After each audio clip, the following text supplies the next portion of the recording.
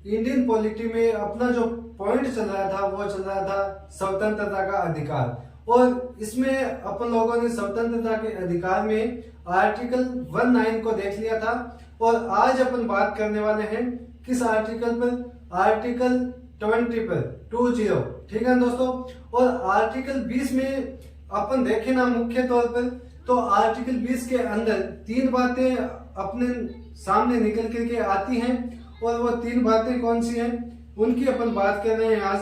तो वीडियो को शेयर करेंगे, लाइक करेंगे, और यदि आप चैनल पर नए हो तो चैनल को सब्सक्राइब भी जरूर करेंगे। देखिए दोस्तों, आर्टिकल 20 की यदि अपन बात करें तो इसमें तीन बातें दी गई है। कौन कौन सी? पहली बात तो यह दी गई है कि कोई भी अपराधी, मान लीजिए किसी व्यक्ति ने अपराध किया है, तो उस व्यक्ति को जो वर्तमान समय में कानून है उसी के तहत सजा दी जा सकती है। उसके अलावा किसी भी प्रकार की उसको सजा नहीं दी जा सकती।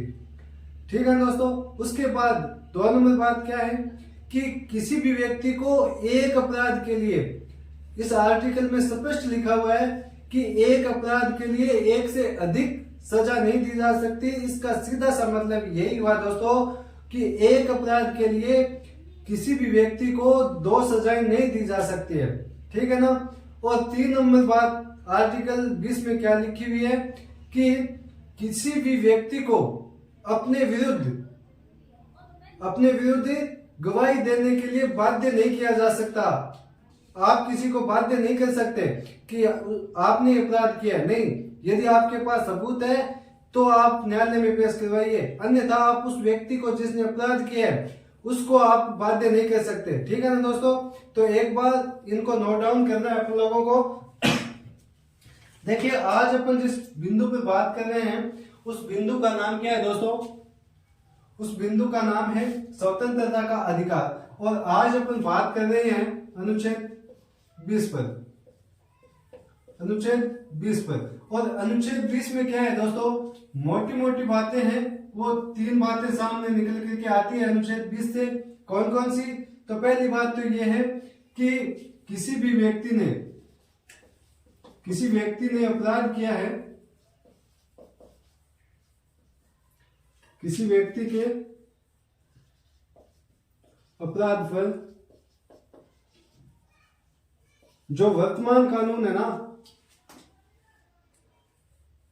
या किसी भी व्यक्ति के अपराध पर जो वर्तमान कानून है, या जिस समय उसने अपराध किया है, या फिर जिस समय उसने अपराध किया है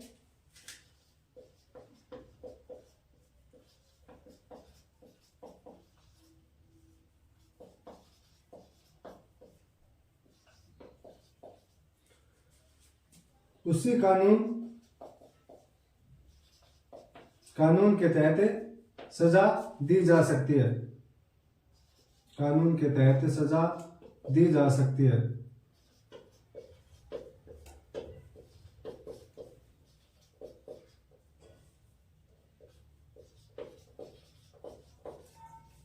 ठीक है दोस्तों। एक बात तो ये है, व्यक्ति को एक अपराध के लिए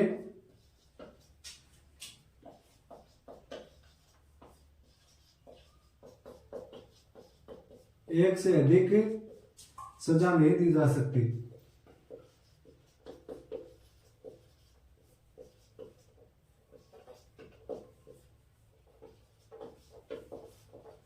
सजा नहीं दी जा सकती, ये आपको ध्यान में रखना है।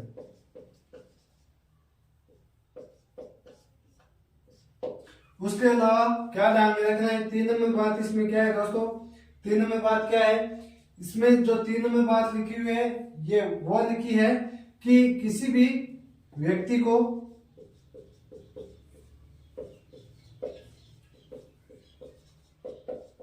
अपने विरुद्ध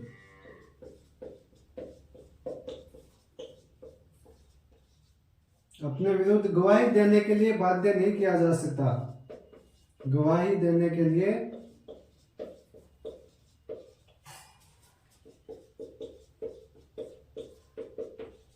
बाध्य नहीं किया जा सकता। ये आपको ध्यान में रखना है। ये 3 बातें आर्टिकल 20 में लिखी हुई है, ठीक है ना। कौन कौन सी?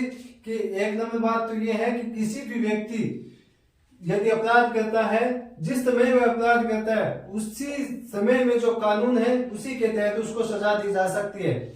2 नंबर बात क्या है कि किसी भी व्यक्ति को एक अपराध के लिए 1 से अधिक सजा नहीं दी जा सकती, स्पष्ट लिखा हुआ है इस आर्टिकल में, ठीक है दोस्तों। उसके अलावा क्या है कि किसी व्यक्ति को अपने विरुद्ध गवाही देने के लिए आप बातें नहीं कर सकते हो, ये बात भी स्पष्ट लिखी हुई है आर्टिकल 20 के अंदर, ठीक है दोस्तों।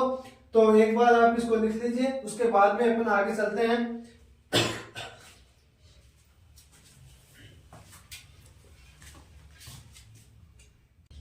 नार्को और कौन सा? ब्रेन मैपिंग, ब्रेन मैपिंग, ठीक है ना। दूसरा एक हो गया आपका नार्को, दूसरा ब्रेन मैपिंग और तीसरा है वो कौन सा है? लाई डिक्टेरिया, लाई डिक्टेरिया,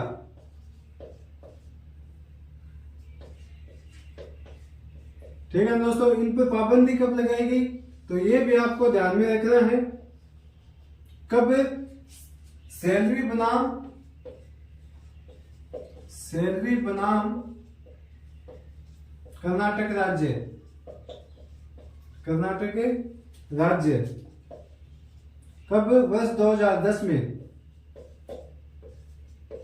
न्यायालय ने अपना ये डिसीजन दिया था, अपना डिसीजन दिया कि जो नार्को, ब्रेन मैपिंग और लाई डिक्टेरिया जैसे टेस्ट हैं वो मानव पर नहीं अपनाए जाएंगे। लेकिन आपको इसमें एक बात और भी ध्यान में रखनी है। वो कौन सी बात है कि यदि किसी महिला के विरुद्ध में कोई अपराध है या फिर देश के विरुद्ध में कोई अपराध है तो उच्च न्यायालय की अनुमति पर ये टेस्ट हैं वो अपनाए जा सकते हैं। तो आपको ये भी नोट लगा करके लिखना है। कौन कौन सी बातें? एक तो आपको ध्यान में रखना है कि ये महिलाओं से संबंधित, महिलाओं व देश के विरुद्ध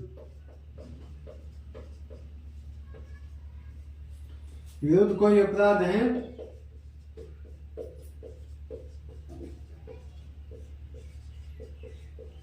विरुद्ध कोई अपराध है तो फिर आप इसका टेस्ट कर सकते हो, अपराध है। लेकिन उच्च न्यायालय की उसमें अनुमति होनी चाहिए।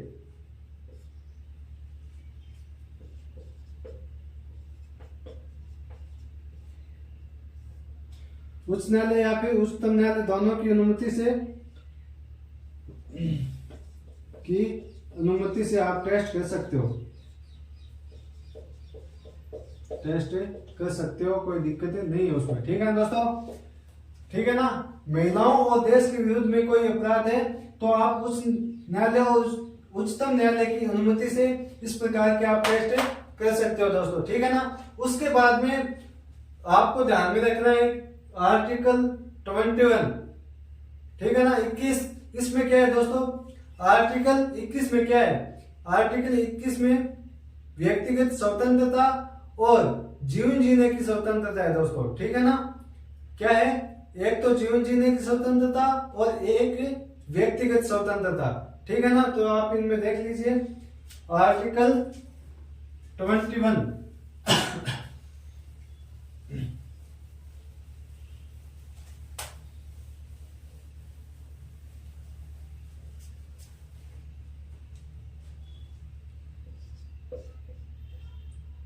क्या है? आर्टिकल 21 में आप इसको डिवाइड करके पढ़ने में आसानी होगी। तो एक बात तो ये है इसमें क्या कि जीवन जीने की स्वतंत्रता, जीवन जीने की स्वतंत्रता,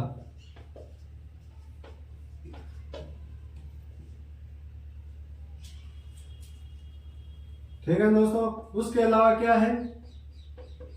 उसके अलावा व्यक्तिगत स्वतंत्रता, व्यक्तिगत स्वतंत्रता, ठीक है ना। ये दो बातें दी गई है किसमें, अनुच्छेद 21 के अंदर। ठीक है दोस्तों, अब इस अनुच्छेद 21 की व्याख्या करते हुए उच्चतम न्यायालय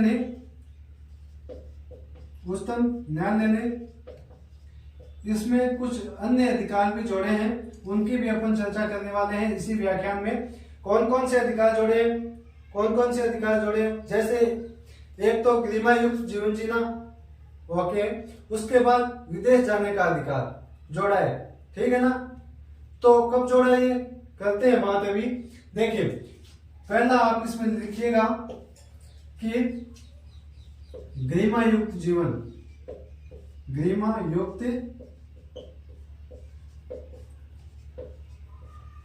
जीवन जीने का अधिकार।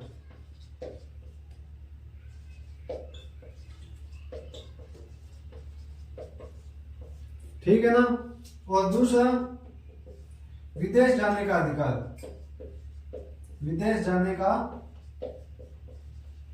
अधिकार।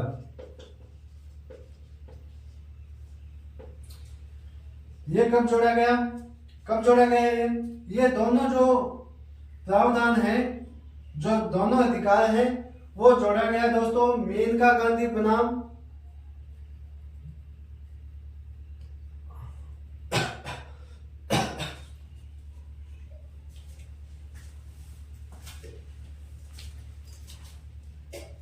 इक्कीस के ही भाग माने हैं, इसी में शामिल किए हैं। ठीक है दोस्तों, तो आप इसको भी लिख लेना किसमें, कि मेनका गांधी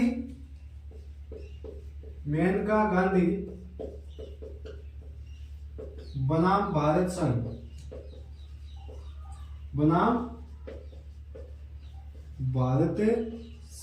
कब,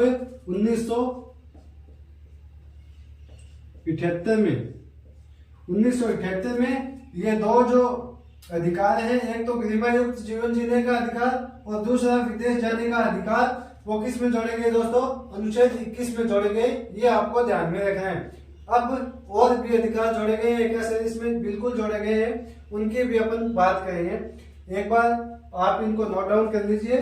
देखिए दोस्तों, उसके बाद में इसी अनुच्छेद 21 में और एक और अधिकार जोड़ा गया, कौन सा, कि प्रत्येक व्यक्ति को अपने मामले की शीघ्रता से सुनवाई करने का अधिकार है।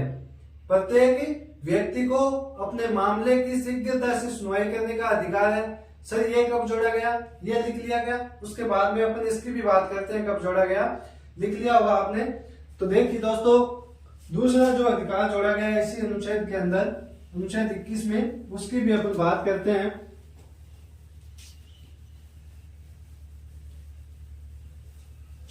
इसी अनुच्छेद में क्या जोड़ा गया, कि प्रत्येक व्यक्ति को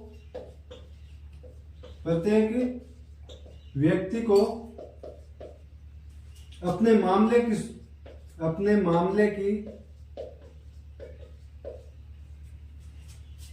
शीघ्रता से सुनवाई करने का अधिकार है। शीघ्रता से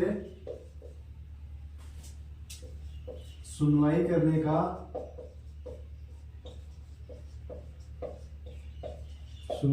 का अधिकार है।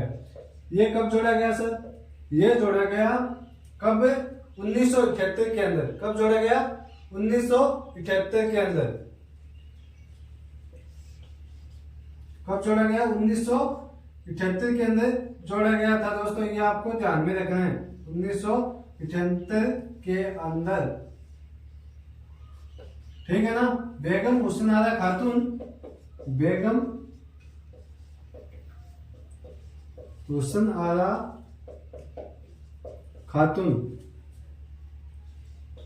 खातून बनाम बिहार राज्य 1978 में न्यायालय ने अपना डिसीजन देते हुए कौन सा अधिकार जोड़ा, अनुच्छेद 21 में, कि प्रत्येक व्यक्ति को अपने मामले की सुनवाई है वो शीघ्रता से करने का अधिकार है। ये डिसीजन दिया था दोस्तों कब, 1978 के अंदर। ठीक है ना। और क्या है सर इसी अनुच्छेद 21 में, और क्या है, कि प्रत्येक व्यक्ति को स्वास्थ्य का अधिकार है। प्रत्येक व्यक्ति को स्वास्थ्य का अधिकार है, वो भी किसका भाग है? अनुच्छेद 21 का भाग है। स्वास्थ्य का जो अधिकार है वो किसका भाग है? अनुच्छेद 21 का भाग है। तो ये भी आप लिख लीजिए, स्वास्थ्य का अधिकार। स्वास्थ्य का अधिकार भी किसका भाग है दोस्तों? अनुच्छेद 21 का भाग है। ये भी आपको ध्यान में रखना है, ठीक है ना। और ये कब जोड़ा गया? स्वास्थ्य का अधिकार है वो अनुच्छेद 21 में कब जोड़ा गया? कब जोड़ा गया दोस्तों? 1983 को। 1983 को बंधुआ मुक्ति मोर्चा बनाम कौन सा? केरल राज्य, ठीक है ना। 1983 के अंदर इसको जोड़ा गया। तो आप ये भी लिख लेना,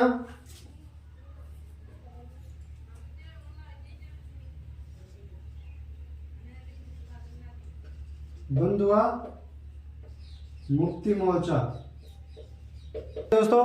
और कि अनुच्छेद 21 में दिया गया है कि मुक्ति मोर्चा बनाम भारत संघ 1983 के मामले में न्यायालय ने अपना निर्णय दिया था और उस निर्णय में क्या कहा कि जो स्वास्थ्य का अधिकार है, क्या जो स्वास्थ्य का अधिकार है वो भी किस में है दोस्तों?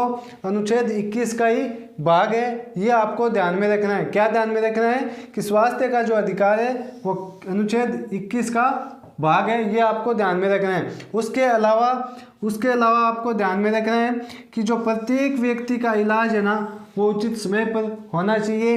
ये भी किसका है? अनुच्छेद 21 का ही भाग है, ठीक है ना। और ये निर्णय कब आया न्यायालय का? तो ये निर्णय आया था परमानंद बनाम भारत संघ 1987 के मामले में। न्यायालय ने अपना निर्णय दिया और कहा कि प्रत्येक व्यक्ति का जो इलाज है वो उचित समय पर होना चाहिए और वे उसके अनुच्छेद 21 का ही भाग है दोस्तों, ठीक है ना। और क्या है? और अनुच्छेद 21 का ही भाग है क्या? कि जो कार्यस्थल पर महिलाओं का यौन शोषण से संबंधित जो सुरक्षा है वो भी किसका है? अनुच्छेद 21 का ही भाग है। ये आपको ध्यान में रखना है। अनुच्छेद 21 से बची हुई जो शेष बातें हैं वो अपन करेंगे अगले व्याख्यान में। तब तक आप लोग इस व्याख्यान का आनंद लीजिए और अपने टारगेट की ओर रवाना हो जाइए। तो मिलते हैं दोस्तों अगले व्याख्यान में। तब तक के लिए thank you very much and I wish you all the best. Thank you.